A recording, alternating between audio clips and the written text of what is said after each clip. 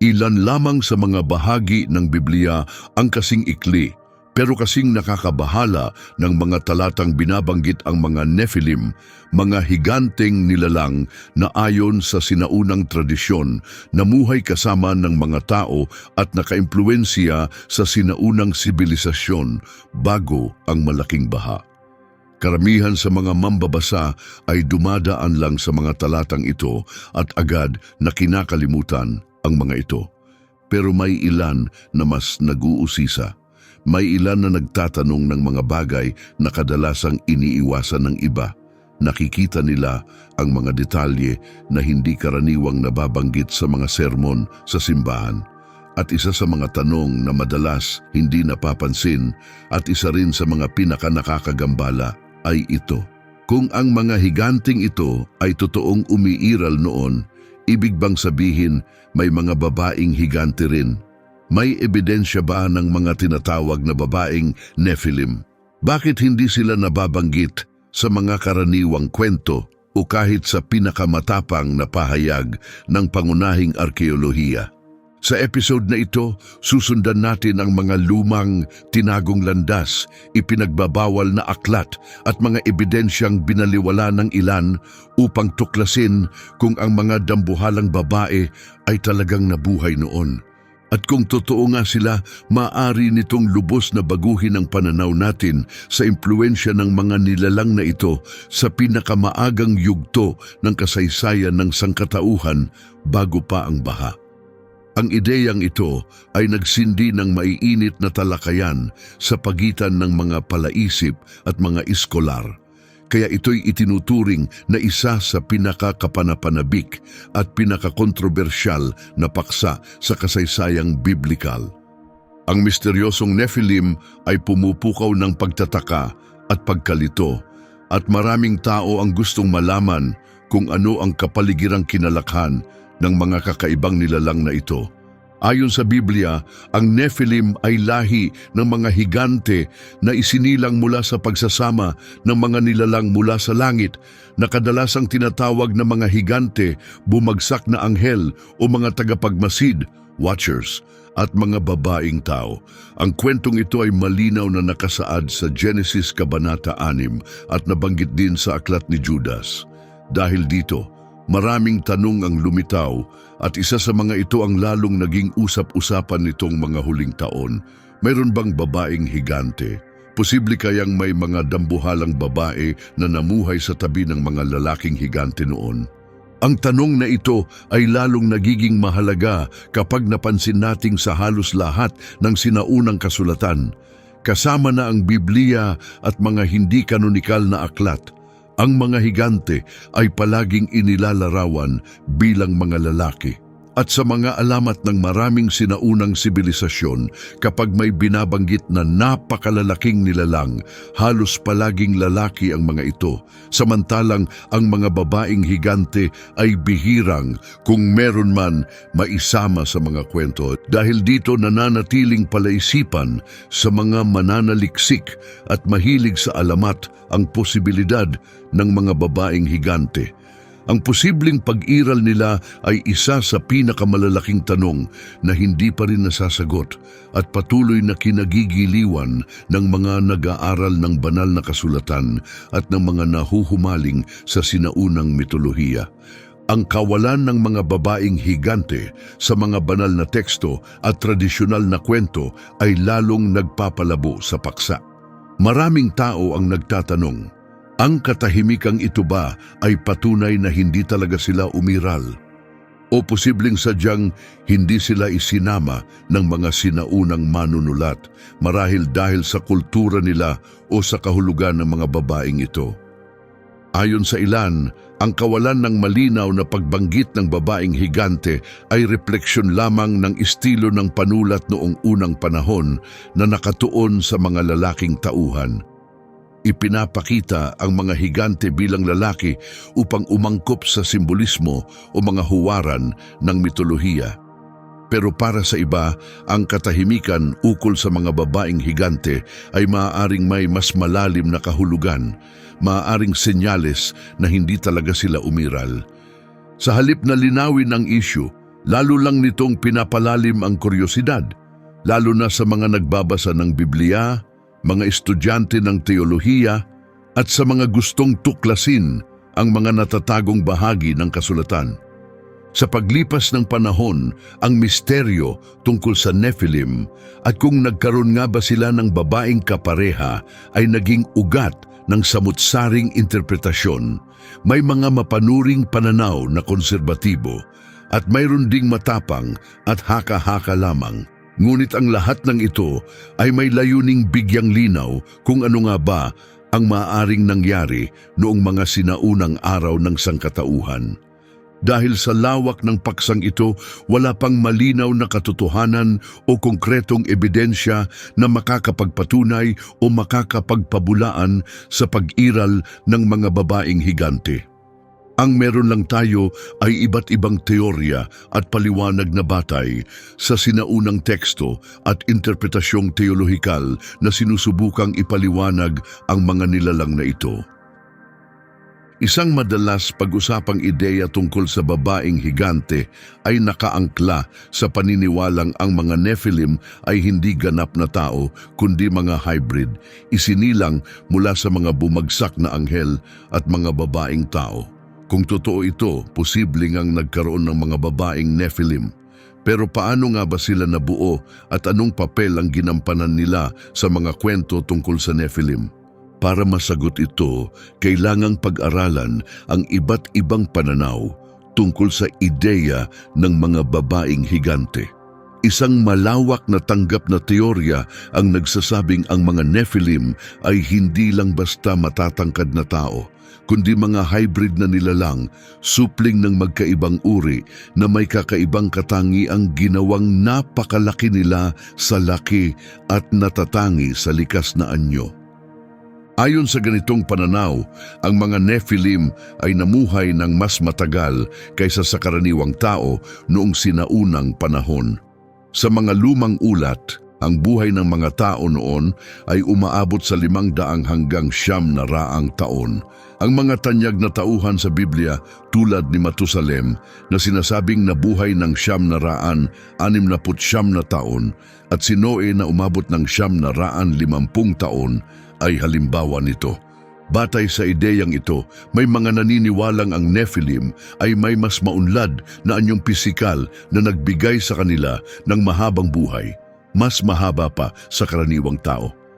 Ayon sa teoryang ito, maaring nabuhay sila ng 3 beses na mas mahaba kaysa sa ordinaryong tao noong panahong iyon. Pero ang biyayang ito ay posibleng may kapalit. Sa paglipas ng panahon, maaaring nawala sa kanila ang kakayahang magparami. Dahil dito, maaaring hindi na nila kayang magkaanak, kaya hindi na rin nila naipasa ang kanilang lahi sa mga susunod na henerasyon. Sa ganitong pagtingin, ang mga Nephilim ay mga hybrid na hindi kayang ipasa ang kanilang katangian. Kung ganito nga ang kaso, may mga naniniwalang wala ng dahilan upang may mga babaeng higante pa. Sapagkat kung hindi na sila kayang mag-anak, wala nang silbi ang pagkakaroon ng babae sa kanilang uri. Dito lumilitaw ang isang posibleng paliwanag. Kung hindi na sila kayang dumami, marahil hindi na isinama sa kwento ang pagkakaroon ng mga babaeng higante. Dito nagsisimula ang isa sa pinakamalaking pagtatalo sa usapin. Kung ang mga higante nga ay hybrid na hindi kayang magparami, posible bang ang mga babaeng higante ay talagang imposibleng umiral? O baka naman ang kawalan nila sa mga kwento ay dahil lang sa kakulangan ng detalye? Hanggang ngayon, ito'y isa sa mga tanong na aktibong pinag-uusapan sa akademya at kasaysayan, ngunit wala pa ring nagkakaisang sagot. Isang alternatibong pananaw na pinapahintulutan ng pag-iral ng babaeng higante ay nag-aalok ng ibang pananaw at kinukwestiyon ang ideya na lalaki lamang ang mga higante sa kasaysayan. Ayon sa teoryang ito, maaaring nagkaroon nga ng mga babaeng higante na naging kapareha ng mga lalaking higante. Ang lohika ay simple. Kung ang mga nilalang na kasing laki ng Nephilim ay totoong nabuhay, na tinatayang may taas mula 3 metro, mga 10 talampakan, hanggang 5 metro, mga 16 na talampakan, ang pakikipag-ugnayan sa mga karaniwang laki ng babaeng tao ay magiging mahirap kung hindi man imposible. Ang sobrang laki ng agwat sa pisikal na laki ay gagawing halos hindi posible ang ganitong uri ng relasyon. Kaya't mas lohikal na isipin na ang mga higante ay kailangan ng babaeng kapareha na kasing laki nila upang maging posible ang reproduksyon. Mas lumalakas ang argumento kung isasaalang-alang natin kung paano inilalarawan o kadalasang hindi inilalarawan ang mga babae sa mga kasaysayan at kwentong biblikal. Sa maraming sinaunang teksto, ang mga babae ay bihirang binibigyang pansin sa mga tala ng pamilya o sa mga pangunahing pangyayari dahil sa kalikasang nakatuon sa kalalakihan ng sinaunang kulturang Semitiko. Sa tradisyong biblikal, halimbawa, ang mga linya ng angkan ay halos palaging sinusundan sa pamamagitan ng mga lalaking inapo dahil sila ang nagmamana ng pangalan, lupa at pamana. Sa ganitong kultural na konteksto, ang mga babae, bagamat mahalaga sa araw-araw na buhay at sa komunidad, ay kadalasang hindi binibigyang pansin sa mga nakasulat na tala. At kung sila man ay nabanggit, ang kanilang mga papel ay kadalasang itinuturing na pangalawa lamang. Ang focus sa kalalakihan ay hindi lang sa mga tala ng angkan kundi pati sa maraming kasaysayan at alamat, kung saan ang mga tagumpay ng mga lalaki ang binibigyang diin at ang mga kababaihan kahit gaano pa kahalaga ay nananatiling nasa likuran. Dahil dito, maraming mananaliksik ang naniniwalang kapag tinatalakay ng Biblia ang mga higante, ang dahilan kung bakit hindi nabanggit ang mga babaeng higante ay hindi dahil hindi sila umiral, kundi dahil ang estilo ng pagsusulat noong panahong iyon ay hindi lamang binibigyang halaga ang kanilang presensya. Ang pananaw na ito ay nagpapahiwatig na ang pag-iral ng mga babaeng higante ay hindi lang makatwirang posibleng totoo, kundi naaayon din sa ideya na madalas isinasantabi ng mga sinaunang akda ang mga babae maliban na lang kung sila ay sentro sa kwento. Sa ganitong pagtingin, lohikal na isipin na ang mga lalaking higante ay maaaring nagkaroon ng babaeng kapareha kahit hindi sila isinama sa mga tala. Lalo pang tumitibay ang ideyang ito kapag isinaalang-alang natin ang lohika ng pagpaparami na nagpapahiwatig na ang lahi ng Nephilim ay hindi basta nabuo sa isang pangyayari lamang, kundi sa isang tuloy-tuloy na proseso na may bahagi ang parehong kasarian. Kahit hindi nabanggit ang mga babae, mahalaga pa rin ang kanilang papel. Upang patunayan ang pananaw na ito, may ilang mananaliksik at mahilig sa sinaunang kasaysayan na tumuturo sa iba't ibang kultura kung saan ang mga dambuhalang nilalang ay madalas mayroong makapangyarihang babaeng kasama. Sa mitolohiyang Griego, halimbawa, ang mga makapangyarihang Titan ay kadalasang mayroong malalakas na asawa. Sa mga alamat ng Norse at iba pang sinaunang kwento, karaniwan din ang mga babaeng karakter na may pambihirang kakayahan o kakaibang laki. Ang mga halimbawang ito mula sa iba't ibang panig ng mundo ay nagpapalakas ng posibilidad na maaaring may mga babaeng higante talaga at sadyang hindi lang sila naisama sa mga akdang biblikal dahil sa mga panahong panlalaki ang sentrong pananaw. Kapag tiningnan natin ang iba't ibang tradisyong kultural, malinaw na ang ideya ng mga babaeng higante ay hindi kakaiba, kundi bahagi ng isang sama-samang imahinasyong pandaigdig na naglalarawan ng mga makapangyarihang nilalang, babae man o lalaki. Ang kawalan ng pagbanggit ng mga babaeng higante sa Biblia ay hindi nangangahulugang hindi sila kailanman pinaniwalaang umiral. Maaari rin itong sumasalamin sa kulturang noon ay nakatuon sa mga lalaki. Noon, ang kapangyarihan at mga kwento ay umiikot sa mga lalaki at sa kanilang angkan, at ang mga babae, kahit pahigante, ay madalas ituring na hindi kasing halaga at hindi nararapat bigyan ng parehong pansin.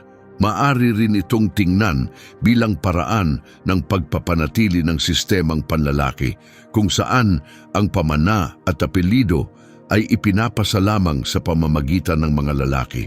Dahil dito, kadalasan ay naiisang tabi ang mga babaeng tauhan sa mga kwento, ginagampanan lamang ang mga mas maliliit na papel. Kaya naman, ang teoryang ito ay nakatutulong ipaliwanag kung bakit wala tayong tuwirang banggit ng mga babaeng higante sa kasulatan. Ipinapahiwatig nito na ang kawalan nila ay hindi patunay na hindi sila umiral, kundi nagpapakita ng isang kultural na pagpili na magpokus sa mga lalaki. Para sa mga sumusuporta sa ideyang ito, malaki ang posibilidad na ang mga babaeng higante ay naging mahalagang bahagi sa pagpapatuloy ng lahi ng Nephilim at ang hindi pagbanggit sa kanila ay resulta lamang ng estilo ng pagsasalaysay, hindi ng kawalan nila sa kasaysayan. May isa pang pananaw tungkol sa kalikasan ng mga higante noong sinaunang panahon na nagpapahiwatig na ang mga nilalang na ito ay maaaring baog. Kaakibat ito ng mga naunang teorya, pero may ilang bagong aspeto na dapat isaalang-alang. Iminumungkahi nito na ang mga higante, tulad ng ibang hybrid, ay maaaring nagkaroon ng sobrang habang buhay, posibleng 3 beses na mas mahaba kaysa sa karaniwang tao noon. Tulad ng nabanggit, ang ilang tauhan sa Biblia gaya ni Matusalem, Noe at Adan ay sinasabing nabuhay ng higit sa 900 taon na nagpapakitang ang mahabang buhay ay isang kilalang tema. Kung gayon, ang mga supling ng bumagsak na mga anghel at mga babaeng tao ay maaring nabuhay ng mas matagal dahil sa kanilang pinaghalong kalikasan at kaugnayan sa mga makalangit na nilalang. Ang mahalagang punto dito ay kung sila nga ay nabuhay ng ganoon katagal, baka hindi na nila kailangan pang magkaanak upang maipagpatuloy ang kanilang lahi. Ito rin ang maaaring dahilan kung bakit walang binanggit na mga babaeng higante o kapareha ng mga lalaking higante. Hindi tulad ng mga tao, ang mga higante ay maaaring hindi na kailangang magparami upang manatiling bahagi ng mundo o masiguro ang kanilang hinaharap kahit pa sa gitna ng digmaan o kamatayan. Sa pananaw na ito, ang mga higante ay tila mga nilalang na sobrang tagal mabuhay o halos di namamatay, na hindi umaasa sa mga inapo upang manatili sa mundo. Ang kanilang mahabang buhay ay maaring nagbigay daan sa kanila upang mabuhay ng ilang siglo o kahit libu-libong taon. Mahalagang tandaan na nabanggit muli sa Biblia ang mga higante pagkatapos ng baha, na nagpapataas ng katanungan kung paano sila muling nagpakita. Maraming mananaliksik ang naguguluhan sa kanilang pagbabalik, lalo na't sinasabing winasak ng baha ang lahat ng buhay maliban kina Noe at sa kanyang pamilya. Ayon sa maraming sumusuporta sa teoryang ito, ang mga bumagsak na anghel na kilala bilang mga tagapagmasid ay bumalik sa mundo pagkatapos ng baha at muli na namang nakipag-ugnayan sa mga babaeng tao, kaya't nagkaroon ng bagong henerasyon ng mga higante. May ilang interpretasyon ng mga tekstong biblikal na sumusuporta sa ideyang ito na nagsasabing kahit pinarusahan na sila, hindi pa rin tumigil ang mga bumagsak na anghel sa pakikisalamuha sa mga tao. Gayon pa man, kahit bumalik sila, unti-unti ring nabawasan ang bilang ng mga higante habang lumilipas ang panahon. Habang may ilang higante na nanatiling malalakas at nakakatakot, ang kanilang presensya ay naging mas kakaiba, lalo na habang mas madalas na silang hinaharap ng mga hukbong tao. Isang mahalagang halimbawa nito ay makikita sa Henesis Kabanata 14, kung saan isinulat ang lumang digmaan ng ilang hari laban sa 3 grupo ng mga higante. Sa kwentong ito, 5 hari ang nagsanib puwersa upang labanan ang mga higante at nagtagumpay silang talunin ang mga ito. Mahalaga ang tagpong ito dahil hindi lamang ito nagpakita ng pagbagsak ng ilang higante, kundi ipinakita rin na kaya ng mga tao silang talunin. Ang unti-unting pagbagsak nila ay makikita rin sa ibang bahagi ng Biblia, lalo na sa kwento ng laban ni David kay Goliath. Ang kwentong ito marahil ang pinakakilalang labanan sa pagitan ng tao at higante ay bahagi ng mas malaking pattern ng pagkatalo ng mga dating makapangyarihang nilalang sa kamay ng sangkatauhan. Si Goliath ay sinasabing higit sa 3 metro ang taas at marahil ang huling pangunahing mandirigmang higante na humarap sa bayan ng Israel. Nang pinabagsak siya ni David, hindi lang ito personal na tagumpay, nagsilbi rin itong simbolo ng pagbagsak ng isang lahi ng mga nilalang na dating kinatatakutan at ginagalang. Ang pagkatalo ni Goliath ay tanda ng pagbagsak ng isang nilalang na sa kabila ng kanyang lakas ay hindi na maituturing na walang talo. Kahit bumaba na ang bilang nila, patuloy pa ring binabanggit ng mga sinaunang kultura ang mga higante na may paghanga. Sa ilang lugar, pinarangalan sila bilang mga Diyos o inakalang supling ng mga makalangit na nilalang. Sa mga alamat mula sa iba't ibang bahagi ng mundo, kadalasang inilalarawan sila bilang may pambihirang kakayahan o kapangyarihan. Ang mga higante ay gumaganap ng mga bayani o halos Diyos na gawain, at kung minsan ginagabayan pa nila ang kapalaran ng mga mamamayan. Hawak ang mahalagang papel sa mga mitolohiyang nagpapaliwanag ng mundo. Ang paghanga ng mga tao sa kanila ay nagpapakita kung paano inisip ang mga higante bilang mga nilalang na higit sa karaniwan may lakas at talino lampas sa abot ng pangunawa ng tao. Hindi palaging banta ang tingin sa kanila, marami sa kanila ang iginagalang ng lubos. Kapag may kwento ng pakikisalamuha ng tao at higante, kadalasan ay may halong pagkamangha o maging espiritual na paggalang na para bang ang mga higante ay kabilang sa isang mas mataas na antas ng realidad.